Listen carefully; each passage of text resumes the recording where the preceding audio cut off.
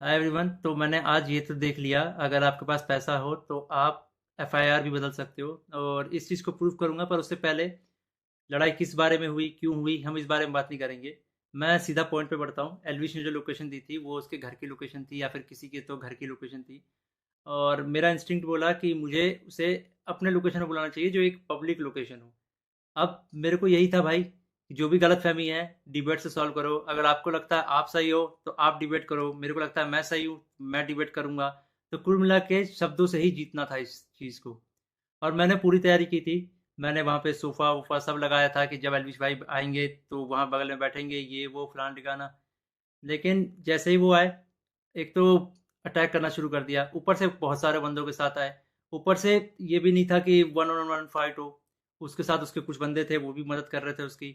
इस तरीके से मदद कर रहे थे कि मैं कुछ कर ही नहीं पा रहा था, क्योंकि मेरे को दो तीन लोगों ने पकड़ लिया था अगल बगल से। अब जब लड़ाई हुई, लड़ाई के बीच में ही एल्विश ने मेरे को लगभग ये अपने घुटनों से नाक पे मारा, कई बार हाथों से मेरे सिर्फ मुंह पे मारा।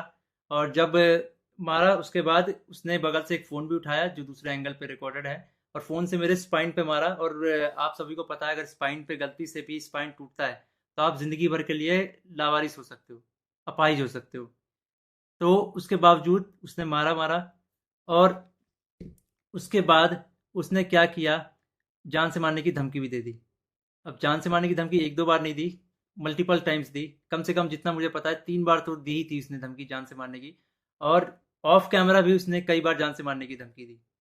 अब ये सब होने के बाद जब लड़ाई वड़ाई ख़त्म हो गई, तो उसके बाद वो वापस जा रहे थे, तो वो जो बंदे लाया था उनमें से कुछ बंदे मेरे को, मतलब होता है ना एक प्यार से धमकाने वाला सीन, कि भाई सॉरी बोल दे, क्यों ले रहा है पंगे, ये वो। भाई मैं तो अपने चीज़ों पे अटल था। मैंने बोला मैं सॉरी तो नहीं बोलूँगा, क्योंकि मैंने गलती तो की नहीं है। उसके बाद एल्विश ने भी थोड़ा ट्राई किया था सॉरी बुलवाने के लिए, लेकिन मैंने उसको भी सॉरी नहीं बोला। और ये सब जब हुआ, तो शुरू में मेरे को लगा मेरे को सिर्फ यहाँ चोट आई है, क्योंकि मेरे को कहीं पे भी दर्द फील नहीं हो रहा था। तो मेरे को शुरू शुरू में सिर्फ यहाँ चोट आई। उसके बाद एक डेढ़ घंटे बाद मेरे को यहाँ पे दर्द होना शुरू हुआ, और फिर 2 से 3 घंटे बाद मेरे पूरे स्पाइन में दर्द होना शुरू हुआ। और इस तरीके से हुआ कि मैं सो ही नहीं पाया। सुबह 4 बजे मैंने सोने का ट्राई किया था, मैं दोस्त के घर साकेत गया हुआ था। मैंने सोने का ट्राई किया, अनफॉर्चुनेटली मैं दर्द से सो ही नहीं पाया।